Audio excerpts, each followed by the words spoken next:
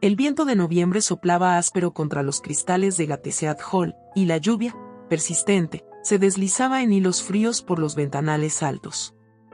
Dentro, la chimenea ardía para los Reed, que se acomodaban en mullidos sofás.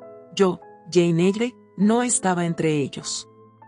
Había aprendido que en esa casa el calor no se repartía por igual, que la sangre de los Reed marcaba privilegios y me relegaba a un rincón, invisible y molesta. Desde muy niña comprendí que no tenía madre que me defendiera ni padre que me alzara en brazos. Una tía severa, la señora Reed, me había aceptado por deber y no por amor. Sus hijos, John, Elisa y Georgiana, se erguían como pequeños soberanos en su propio reino doméstico, y yo era apenas una presencia tolerada, alguien a quien empujar, vigilar o ridiculizar. Aquella tarde oscura, con el cielo cubierto de nubes que presagiaban tormenta, intenté refugiarme en un libro. Lo había tomado con disimulo de la biblioteca, una colección de viajes ilustrados, con grabados de lejanos mares y montañas azules. Las páginas me abrían ventanas hacia mundos más vastos que el estrecho salón en que estaba confinada. Yo deseaba viajar con la imaginación hacia costas desiertas, donde la soledad no significara humillación, sino libertad. John Reed, sin embargo, descubrió mi escondite. Entró tambaleante, con los pasos pesados de quien se siente dueño de todo lo que pisa. Sus mejillas enrojecidas por el exceso de dulces y el temperamento altivo me anunciaron peligro. «Vuelve ese libro», ordenó con la voz de un carcelero. Yo intenté explicar que no hacía daño a nadie, que solo leía en silencio. Pero mis palabras se estrellaban contra la muralla de su desprecio. «No tienes derecho a tocar nada de esta casa», dijo, y con gesto brutal me arrebató el volumen y lo lanzó contra mi cabeza. El golpe me derribó, la sangre me ardió en la frente y, por un instante, la rabia venció al miedo. Me lancé contra él con la furia de quien ha callado demasiado tiempo. No fue una batalla de iguales. Pronto su corpulencia me superó y las criadas acudieron al grito de su madre. Yo, herida y acosada, fui arrastrada hacia la habitación roja. Ah, la habitación roja, aquel recinto donde había muerto el señor Reed, mi único benefactor.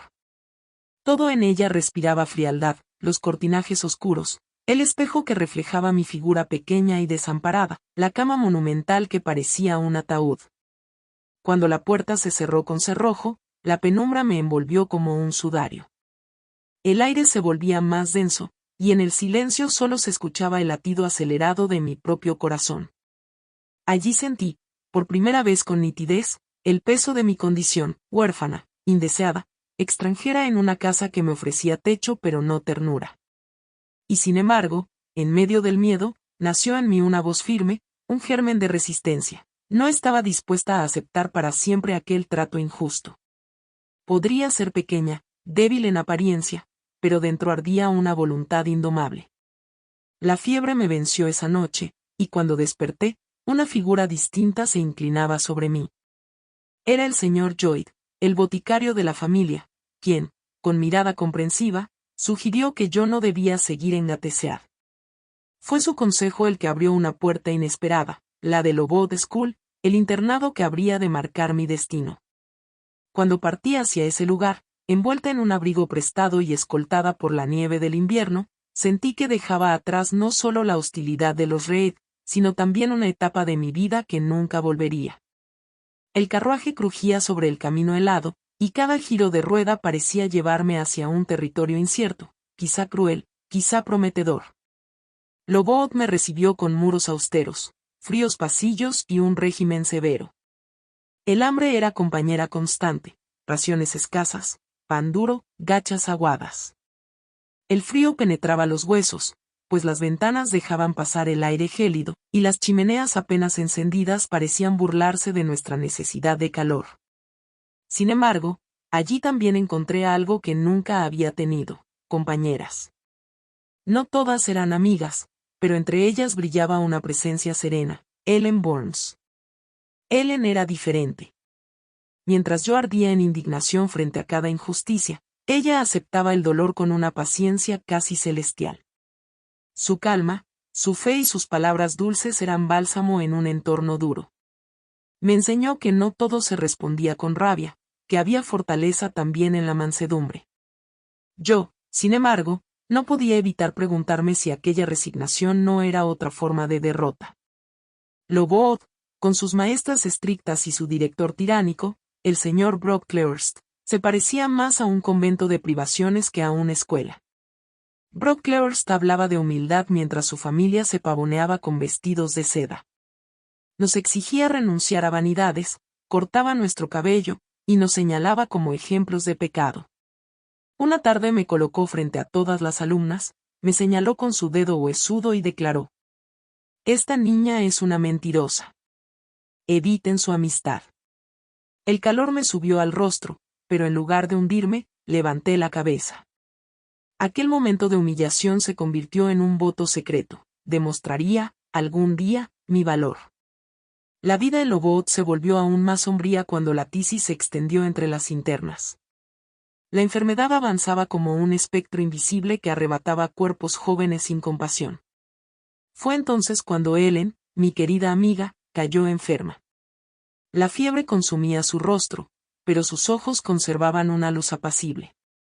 Una noche me colé en su lecho, tomé su mano helada y lloré por el miedo a perderla. «No llores, Jane», me dijo con voz suave. «La muerte no es el fin, sino el descanso». Yo no podía entender esa calma, mi corazón se rebelaba contra la idea de dejarla ir. Pero al amanecer, cuando sus labios se apagaron en una última sonrisa, supe que había quedado sola de nuevo. Ellen fue para mí como una llama breve que ilumina la oscuridad y enseña un camino. Su recuerdo se convirtió en brújula secreta, en voz interior que me acompañaría en adelante.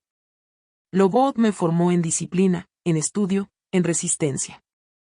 Años más tarde, cuando la peste quedó atrás y nuevas directoras suavizaron la dureza del régimen, yo misma me convertí en maestra allí. Sin embargo, algo en mi espíritu pedía más. La educación me había dado armas, pero mi alma ansiaba un horizonte más amplio que las paredes de Lobood. Así, con el paso firme de quien ha sobrevivido al dolor y la pérdida, comencé a mirar hacia el futuro. Sabía que debía trazar mi propio destino, más allá de la caridad y la obediencia. Y fue entonces, al escribir un anuncio en busca de empleo como institutriz, cuando el destino me condujo hacia Thornfield Hall. Lobood había sido cárcel y refugio, verdugo y maestra. Allí, entre inviernos interminables y lecciones austeras, había templado mi carácter. De la niña frágil que temía los castigos de los Reed quedaba apenas un eco. En su lugar emergía una joven que conocía la soledad como compañera y la disciplina como armadura. Me convertí en maestra por mérito y por necesidad. Mis alumnas eran pequeñas versiones de lo que yo había sido, criaturas con hambre de pan y también de ternura. Me descubrí en ellas, en sus dudas, en sus intentos de aprender, en sus lágrimas cuando el frío se colaba por las ventanas rotas. Si bien la institución había cambiado tras la epidemia, aún quedaba en el aire una rigidez que convertía cada gesto de afecto en una especie de rebelión. Yo, sin embargo, no podía evitarlo. Me inclinaba hacia aquellas niñas con paciencia, les explicaba con ejemplos más que con reglas, y en sus ojos encontraba la chispa de confianza que tanto me había faltado en mi niñez. Pasaron los años. Las estaciones se sucedían como páginas de un libro ya leído demasiadas veces: inviernos ásperos, primaveras tímidas, veranos breves, otoños de hojas que crujían bajo mis pasos. Una tarde, mientras contemplaba a las niñas en la sala de estudio, sentí con claridad una certeza que venía gestándose en silencio. Lobood me había dado todo lo que podía darme. Si me quedaba allí, mi vida se marchitaría en la repetición. Esa noche, bajo la luz tenue de una vela, redacté un anuncio: joven institutriz, competente en lengua, historia y dibujo, desea colocación en familia respetable. Lo envié al periódico con una mezcla de temor y expectación. Era como arrojar una botella al mar: ¿quién la recogería? ¿Qué destino se abriría ante mí? Las semanas siguientes fueron un ejercicio de paciencia, hasta que llegó una carta sellada con un nombre desconocido: Thornfield Hall. La señora Fairfax, ama de llaves de la propiedad, me ofrecía un puesto como institutriz de una niña bajo su cuidado. El simple hecho de leer esas líneas encendió en mí un fuego de esperanza. La mañana de mi partida, Lobout me pareció menos sólido, como si sus muros reconocieran que ya no me pertenecían. Me despedí de las alumnas, de mis compañeras, y con un equipaje modesto y un corazón tembloroso, emprendí el viaje. El carruaje avanzaba entre colinas cubiertas de bruma, los bosques se estiraban como sombras alargadas, y en cada curva el paisaje parecía susurrarme, algo nuevo comienza. Cuando al fin divisé Thornfield, el aire me robó el aliento. La mansión, recortada contra el cielo gris, se alzaba como un castillo entre campos y árboles desnudos. No tenía la ostentación de una gran finca noble, pero sí un aire de misterio que invitaba a imaginar secretos guardados en sus pasillos. La señora Fairfax me recibió con calidez inesperada. No era la fría administradora que yo había imaginado, sino una mujer amable, de voz suave y sonrisa acogedora. Me mostró la casa, con sus corredores amplios, sus salas adornadas de tapices antiguos, y finalmente me condujo hacia la pequeña pupila que sería mi alumna, Adele Barents. Adele era un torbellino de risas y preguntas. Su origen francés le daba un aire de gracia ligera, aunque detrás de su alegría había también cierta melancolía. Había sido traída a Thornfield bajo el cuidado del señor Rochester, dueño de la mansión, un hombre del que entonces apenas sabía nada. La niña me abrazó con espontaneidad, y en ese gesto hallé mi primer consuelo, no sería recibida como intrusa, sino como guía y compañera. Los días en Thornfield tomaron un ritmo sereno. Las mañanas se llenaban de lecciones, lectura, escritura, canciones en francés que Adele repetía entre risas.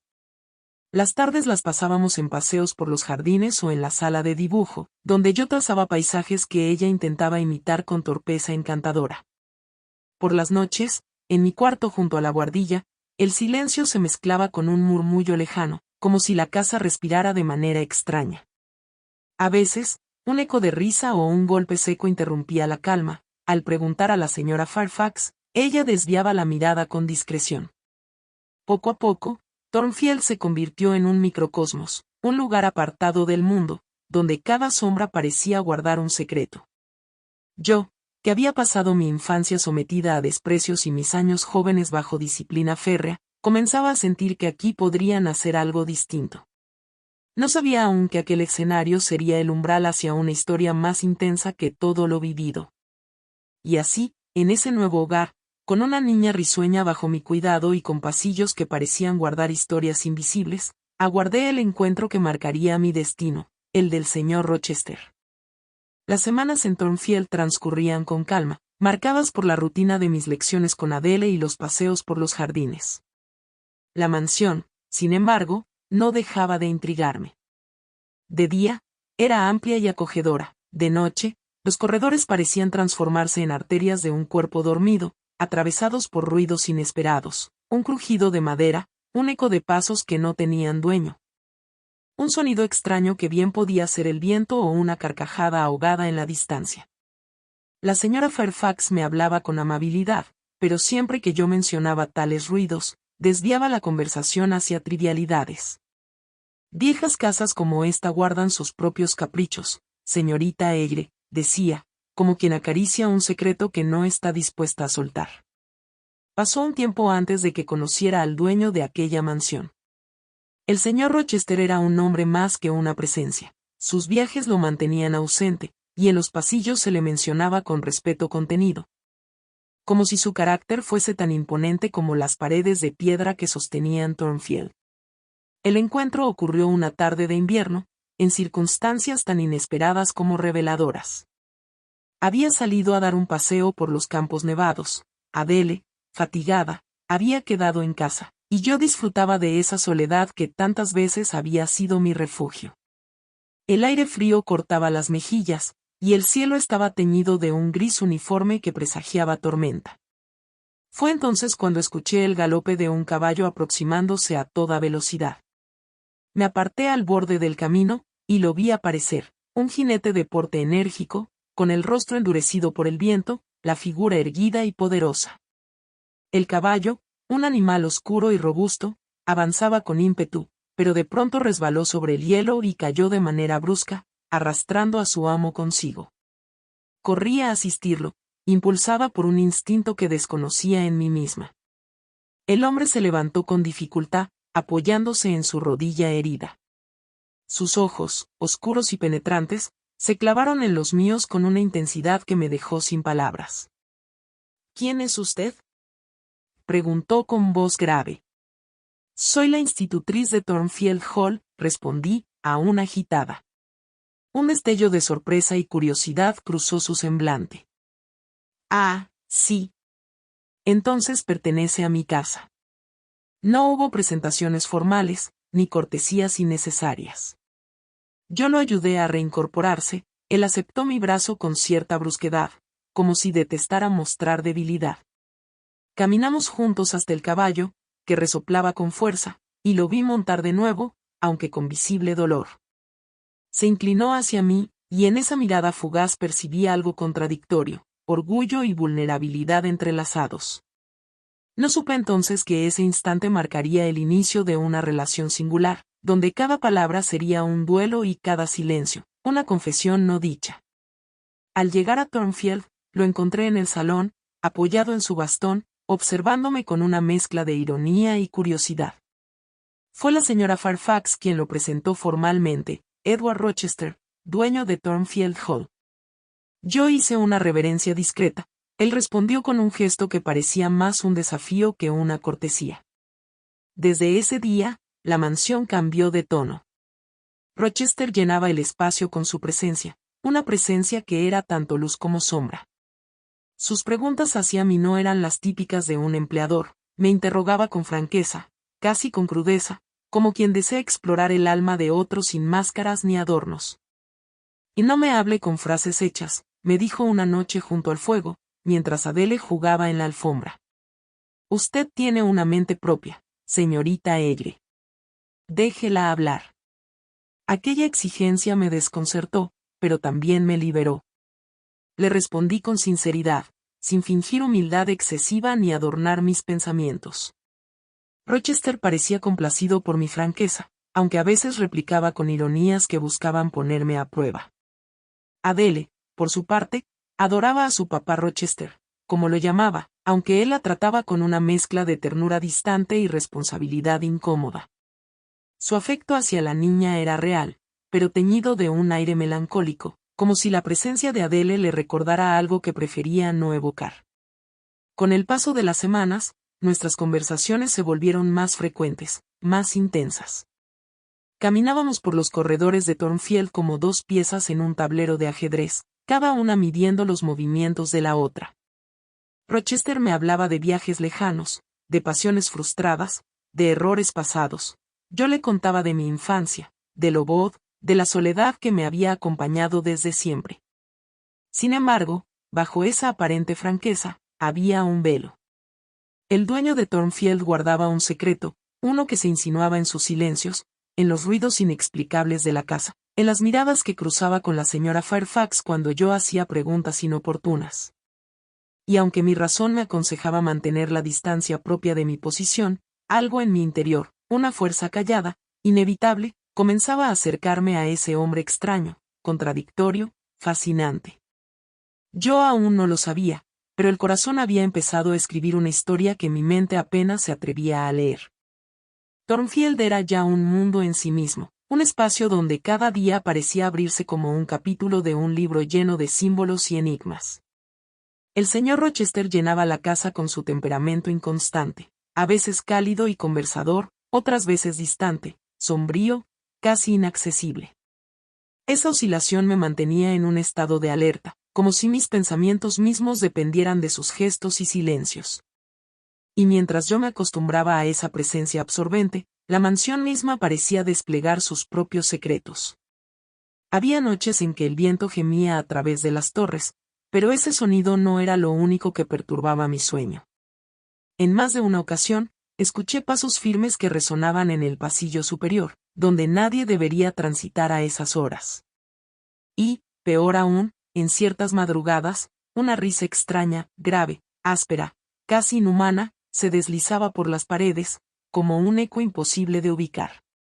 La primera vez que se lo mencioné a la señora Fairfax, Ella bajó la voz y me dijo: «No se preocupe, señorita Eyre. Seguramente fue Grace Pole, una de nuestras sirvientas. Tiene una manera poco común de comportarse, pero es inofensiva». Me quedé con la explicación, aunque no me convenció. Grace Pole era una mujer robusta, de semblante adusto y mirada evasiva. Pasaba la mayor parte del tiempo en un cuarto apartado, cosiendo o bebiendo en silencio. Pero ¿podía una sola persona ser la fuente de esos sonidos tan perturbadores, de esa atmósfera tan inquietante? El misterio no hacía sino intensificarse. Una noche, mientras dormía profundamente, me despertó un olor penetrante a humo. Salté de la cama y descubrí que del cuarto de Rochester salía un resplandor irregular. Corrí sin pensarlo, empujé la puerta y vi que las cortinas de la cama ardían con furia, iluminando el rostro del amo, aún sumido en el sueño. Sin vacilar, tomé la jarra de agua y apagué las llamas con desesperación. Rochester despertó sobresaltado, tosiendo entre el humo, y en cuanto comprendió lo ocurrido, sus ojos me miraron con una intensidad feroz. «Me has salvado la vida, Jane», exclamó, sujetándome con fuerza del brazo. Le pregunté cómo había comenzado el fuego, pero él, lejos de darme una explicación, se limitó a decir en voz baja: «No hable de esto con nadie. Es mejor que permanezca en silencio». Esa respuesta, en lugar de tranquilizarme, sembró más dudas en mi mente. Había en Thornfield un secreto que respiraba detrás de cada pared, y Rochester lo custodiaba como si fuese tanto una condena como una herida. La relación entre él y yo, entretanto, se hacía más profunda, más ambigua. Había momentos en que parecía buscarme con insistencia, como si mis palabras fuesen un bálsamo necesario, otras veces, se alejaba, se hundía en su propio mutismo, y yo quedaba preguntándome si lo había soñado todo. Adele, con su ligereza infantil, a veces insinuaba cosas con la inocencia de quien no sabe callar. «Papá Rochester la mira de un modo especial, señorita Eyre», me dijo una tarde mientras pintábamos. Yo reí para disimular, pero en mi interior una ola de emoción me recorrió el cuerpo. El enigma alcanzó su punto álgido cuando comenzaron a llegar invitados a Thornfield. La mansión se llenó de voces, de risas, de música. Entre ellos estaba la hermosa y altiva Blanche Ingram, cuya presencia parecía anunciar un destino que no me incluía. Su belleza era tan evidente como su ambición. Se movía cerca de Rochester con la seguridad de quien cree tener asegurado un triunfo. Yo, en mi modestia de institutriz, me mantuve al margen, pero cada gesto, cada palabra, me hería como una espina invisible. Me preguntaba, en el silencio de mi cuarto, si acaso el afecto que había creído percibir en Rochester no era más que ilusión. Y, sin embargo, hubo un instante que me devolvió la esperanza. Durante un juego en el salón, cuando todos los invitados se divertían, Rochester me buscó con la mirada. Fue apenas un segundo, pero en esos ojos oscuros se reveló una verdad que él mismo se esforzaba por ocultar. Era como si me dijera, sin palabras: «No eres invisible para mí». Pero aún faltaba lo más desconcertante. Una noche, cuando todos dormían, un grito desgarrador atravesó la casa. Corrí hacia el corredor y vi a los invitados sobresaltados, asomándose a las puertas. Rochester apareció de pronto, con el semblante tenso, y ordenó con voz firme que todos regresaran a sus habitaciones. Me pidió que lo acompañara y me llevó hacia un cuarto oculto. Allí, en el suelo, yacía un hombre herido, con un brazo sangrante. Rochester me pidió ayuda para atenderlo, pero con la condición de que jamás preguntara por qué estaba allí, ni cómo había recibido esas heridas. Obedecí, temblando, con el corazón golpeando en mi pecho. Y en ese instante comprendí que la sombra de Thornfield era más densa de lo que había imaginado. Yo estaba atrapada en un laberinto de secretos, y el guardián de ese laberinto era el mismo hombre que, sin yo desearlo, había comenzado a dominar mis pensamientos y mis sueños. El verano se adueñó de Thornfield con días largos y atardeceres dorados. Sin embargo, en mi corazón se libraba una tormenta silenciosa. Cada gesto del señor Rochester, cada palabra dicha o retenida, era como una chispa en un campo reseco. Yo, que había aprendido a ocultar emociones bajo capas de disciplina, me descubrí vulnerable, estremecida ante la posibilidad, real o ilusoria, de que entre nosotros existiera algo más que amistad. Pero la presencia de Blanche Ingram me atormentaba. Su belleza altiva y su aparente cercanía con Rochester me hacían recordar mi posición, institutriz sin fortuna, sin nombre, sin más riqueza que la dignidad que yo misma me otorgaba. En las veladas, cuando la veía sonreírle con seguridad y el responder con cortesías ambiguas, sentía que mi esperanza se marchitaba. Sin embargo, Rochester jugaba un doble juego. Había momentos en que, lejos de las miradas ajenas, se dirigía a mí con una intimidad que desmentía cualquier interés por Blanche. Me hablaba con ironía, sí, pero también con ternura oculta. Parecía empeñado en sondear los límites de mi paciencia, como si quisiera arrancarme una confesión. El día de la gran revelación llegó en el jardín, bajo la sombra de un castaño. Yo intentaba disimular mi angustia, convencida de que él pronto anunciaría su compromiso con Blanche. Fue entonces cuando, con una voz temblorosa pero firme, me atreví a decir lo que mi corazón me gritaba, que no podía soportar la idea de marcharme de Thornfield, pero que tampoco me quedaría para presenciar su felicidad junto a otra. Rochester me miró, y en ese instante comprendí que todo lo que había supuesto era un espejismo. Con ardor en sus palabras, me declaró que jamás había amado a Blanche, que todo había sido una farsa destinada a probar mis sentimientos. ¿Cree usted que yo, Edward Rochester, podría entregar mi vida a una mujer que solo desea mi fortuna? Exclamó. No, Jane. Es a usted a quien amo, con toda mi alma, con todo lo que soy. El mundo pareció detenerse. El viento agitaba las hojas, y yo apenas podía respirar bajo la intensidad de sus ojos. Quise protestar, recordarle nuestra diferencia de posiciones, mi insignificancia frente a su rango. Pero él me interrumpió con una pasión que me desarmó. Usted es mi igual, Jane. Mi compañera, mi otra mitad. Acepté su amor con un temblor que era tanto gozo como miedo. El beso que selló esa confesión no fue un arrebato, sino la culminación de todas las miradas, todos los silencios, todas las palabras no dichas. En ese momento creí que la felicidad era posible, que el destino al fin me concedía un lugar en el mundo. Los días siguientes se llenaron de preparativos para la boda. Adele saltaba de alegría, la señora Fairfax observaba con sorpresa contenida, y yo caminaba como si flotara entre sueños.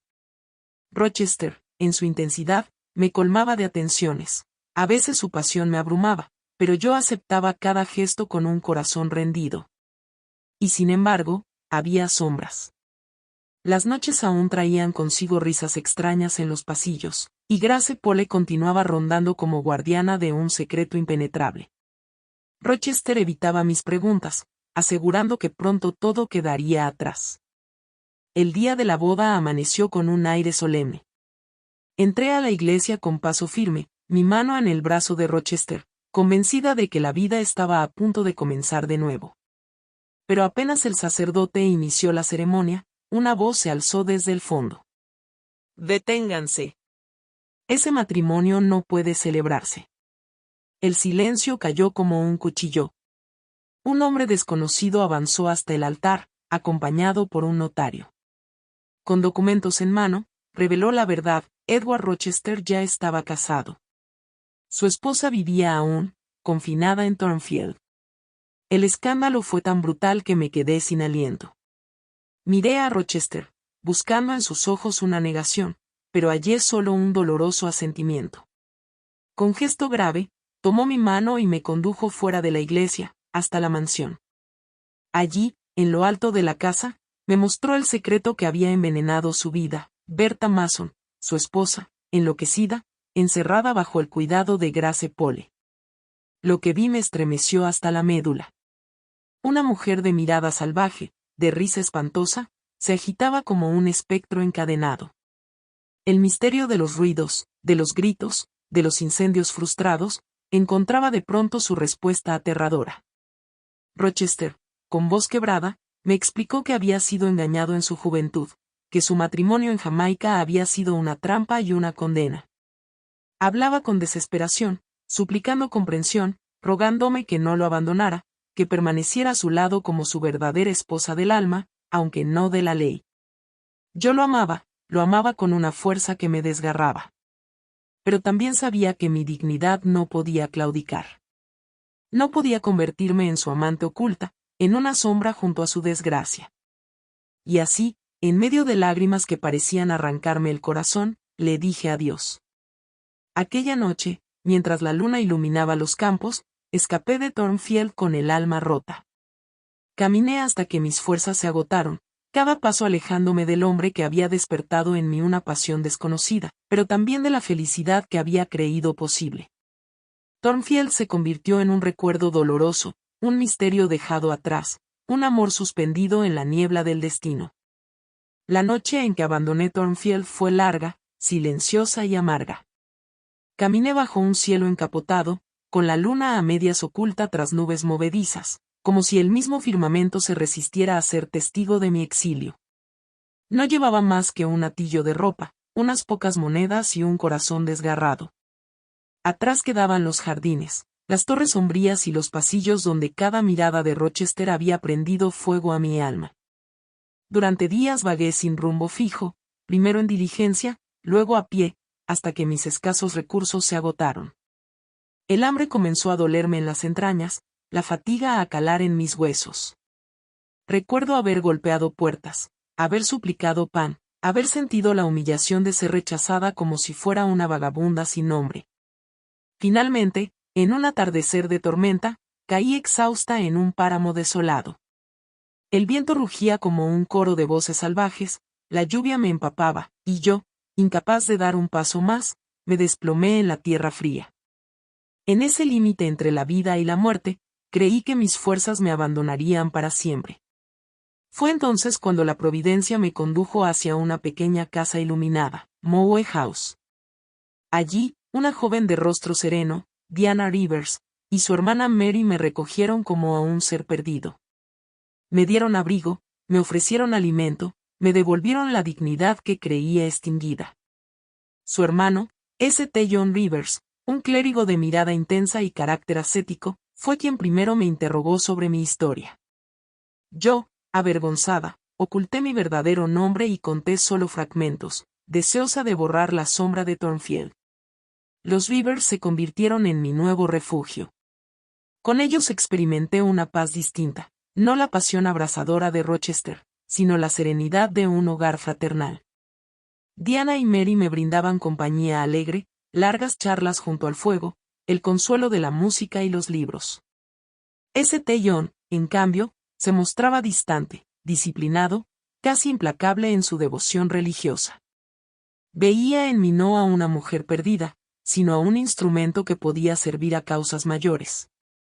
Gracias a él encontré trabajo como maestra en una humilde escuela de aldeanos. Allí, en un edificio frío y sin ornamentos, enseñaba a niños descalzos las primeras letras y los rudimentos de la aritmética. Aunque la labor era dura y el pago escaso, hallaba satisfacción en la utilidad, en la entrega silenciosa, en la construcción de una nueva identidad. Yo ya no era la institutriz de Thornfield ni la amante frustrada de un señor, era Jane Eyre, maestra, mujer de voluntad. El destino, sin embargo, no había terminado conmigo. Un día St. John trajo consigo documentos que revelaban mi verdadera herencia. Descubrí, con asombro casi irreal, que mi difunto tío John había dejado a su sobrina una considerable fortuna. Y aún más sorprendente fue la revelación de que los Rivers eran mis primos. De pronto, yo, la huérfana sin raíces, tenía familia y un hogar legítimo. La riqueza que nunca había buscado se convirtió en un medio para compartir con ellos, y juntos nos fundimos en un lazo de sangre y afecto. Pero St. John no se conformaba con la fraternidad. En su mirada ardía una ambición distinta, un fuego helado, el deseo de llevarme con él como esposa a la India, como compañera en su misión de evangelización. Su propuesta no fue romántica, sino casi militar, un llamado al deber, al sacrificio, a la negación de todo deseo personal. Jane, me dijo con voz grave, tu carácter fuerte, tu disciplina, tu fe incipiente, todo en ti clama por un destino más alto. No naciste para la comodidad, sino para el servicio.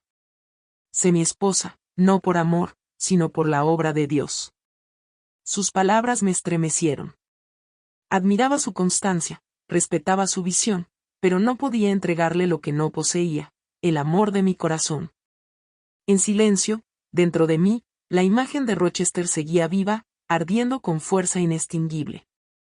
Yo podía servir, podía enseñar, podía compartir mi herencia, pero no podía marchitarme en un matrimonio sin ternura, en una unión de deber sin pasión. Aún así, St. John era insistente. Su mirada, fría como el mármol, parecía querer doblegarme por la fuerza de su fe. Llegó un momento en que, casi sometida, casi dispuesta a sacrificarme, sentí que mi voluntad se quebraba. Fue entonces cuando ocurrió lo inexplicable, en medio del silencio de la noche, mientras él me presionaba con su lógica implacable, escuché en lo profundo de mi ser una voz. Era la voz de Rochester. Clara, urgente, desgarradora. Jane. Jane. Jane. Me quedé petrificada. No había nadie en la habitación. St. John no oyó nada. Pero yo, con certeza absoluta, supe que aquella llamada no era un sueño, sino un lazo invisible que aún me unía al hombre que amaba. Me levanté con el corazón latiendo como un tambor. Comprendí, sin dudas, que debía regresar. Que, más allá de las leyes y los secretos, de las tormentas y los abismos, mi destino estaba en Thornfield, junto a Rochester. Con gratitud me despedí de los Rivers, dejando tras de mí la calma de Moe House y la seguridad de mi nueva fortuna. Mi camino, lo sabía, me conducía de nuevo hacia el lugar del que había huido, hacia el hombre cuya voz me había llamado en la hora más oscura. El viaje de regreso fue un torbellino de emociones, esperanza, temor, ansia. No sabía qué encontraría. ¿Seguiría vivo? ¿Me recibiría? ¿O la distancia del tiempo y del infortunio lo habrían cambiado para siempre? Al divisar las colinas que rodeaban Thornfield, mi alma se estremeció. Pero lo que hallé al llegar no fue la mansión imponente que había dejado atrás, sino un esqueleto ennegrecido por las llamas. Thornfield había ardido hasta los cimientos. El misterio de esa destrucción aguardaba revelarse. El espectáculo de Thornfield en ruinas me golpeó con la fuerza de un presagio. Aquella mansión, antaño altiva, con sus muros imponentes y sus ventanales que atesoraban secretos, no era ahora más que un armazón ennegrecido, un esqueleto calcinado contra el cielo gris. Los árboles de los jardines parecían inclinarse con pena hacia sus restos, y el aire olía a hollín y a pasado irreparable. Pregunté a los aldeanos y al posadero cercano, mi voz temblorosa, ansiosa de una verdad que temía escuchar. Fue entonces cuando la historia se desplegó ante mí como un relato de tragedia. Una noche, un incendio voraz devoró Thornfield. Se decía que Bertha Mason, la esposa de Rochester, en un arrebato de furia, había prendido fuego a la casa. Con gritos que resonaron en la madrugada, la mujer enloquecida había subido a lo más alto de la torre, y desde allí se lanzó a la oscuridad, sellando su destino en un salto sin retorno. Rochester, me dijeron, había luchado como un titán contra las llamas. Había salvado a los sirvientes, había intentado rescatar a su esposa, había peleado con el fuego como si fuese un enemigo tangible. Pero en ese acto heroico había quedado atrapado bajo la caída de las vigas. Aunque sobrevivió, no salió ileso, perdió la vista y la mano derecha, y su cuerpo quedó marcado para siempre por el fuego y la pérdida. Escuchar esas palabras me estremeció.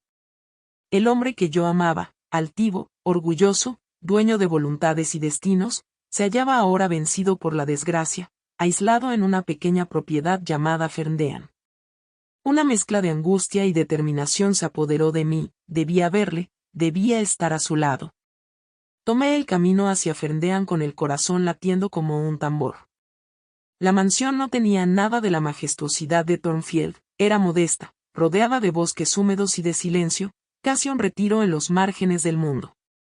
Cuando llegué, el crepúsculo se derramaba en tonos violetas y dorados sobre los árboles, y el canto de los pájaros se apagaba con la noche. Lo vi desde la distancia, en el umbral, apoyado en un bastón, los ojos vacíos de luz, el rostro más severo pero también más humano.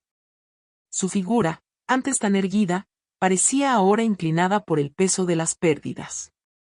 Mi corazón se quebró al contemplar su fragilidad, pero al mismo tiempo sentí que en esa fragilidad había una grandeza más honda que cualquier poder. No pude contenerme. Avancé hacia él, y con voz temblorosa pronuncié su nombre. Edward. Se detuvo, erguido, como si el aire hubiera vibrado con un milagro. ¿Quién habla?, preguntó con un temblor que no había oído nunca en él. Corrí hasta estar junto a él, tomé sus manos heridas entre las mías y, con lágrimas que rodaban libres, le dije: «Soy yo, Jane. He vuelto». Un silencio se extendió, largo, cargado de incredulidad. Sus labios se movieron con dificultad, como si temiera que fuese una ilusión. «Jane, ¿es un espíritu, una alucinación que mi mente enferma convoca?» «Ah, no», respondí con firmeza, estrechando sus manos. «Soy real, soy tuya, he venido a ti». Lo sentí estremecerse, y en su rostro endurecido por la desgracia apareció una emoción intensa, un rastro de alegría mezclado con dolor. «Si vienes por piedad, Jane, ¿vienes porque me ves derrotado y quieres consolar a un ciego inútil?», negué con vehemencia. «Oh, no por piedad. Vengo porque te amo. Porque ninguna distancia, ninguna prueba, ningún incendio pudo extinguir lo que siento por ti». Entonces, por primera vez desde que le había reencontrado, vi en su rostro una luz, no en los ojos apagados, sino en la expresión de su alma. Me atrajo hacia sí con la fuerza de su brazo aún firme, y en aquel abrazo sentí que toda la amargura, todo el dolor, se transformaban en certeza. Los días en Ferndean transcurrieron como una nueva vida. La pasión que nos unía era ahora más serena, más profunda, sin la sombra de secretos ni de impedimentos. Rochester, privado de la vista, encontraba en mi voz y en mis gestos la luz que le faltaba. Yo, a su lado, descubrí que mi amor no necesitaba la opulencia de Thornfield, ni la autoridad de un señor altivo, sino la simple verdad de dos almas que se reconocen en la adversidad. Nos casamos en una ceremonia íntima, sencilla, sin pompa ni testigos numerosos. Éramos él y yo, unidos no por la fuerza de lo prohibido, sino por la legitimidad del destino. Cada día, en la quietud de Ferndean, aprendíamos a ser compañeros. Yo le guiaba en sus paseos por el jardín, él me regalaba reflexiones más hondas que cualquier discurso. La pasión no había desaparecido, al contrario, se había transformado en un fuego constante, en una llama tranquila que iluminaba nuestras vidas. El tiempo, generoso, quiso devolverle algo de lo perdido. Poco a poco, su vista regresó de forma parcial, pudo distinguir luces y sombras, percibir el contorno de mi figura. Y una mañana, cuando sostenía en brazos a nuestro primer hijo, con lágrimas en los ojos me dijo que alcanzaba a ver el resplandor de los rizos dorados del niño. Esa fue la redención completa, del fuego a la ceguera, de la pérdida a la unión, de la desesperación a la vida compartida. Rochester, antes amor orgulloso, se convirtió en un hombre humilde y fuerte en su vulnerabilidad. Y yo, la huérfana sin raíces, hallé al fin un hogar, no en una casa, sino en un corazón. Así terminó mi historia, no con palacios ni riquezas, no con aventuras ni misiones lejanas, sino con la verdad sencilla de un amor probado en las llamas y rescatado en la adversidad. Yo, Jane Eyre, encontré en la quietud de Ferndean la dicha que había buscado desde la infancia, la dicha de ser amada y de amar, en libertad, en igualdad, en eternidad.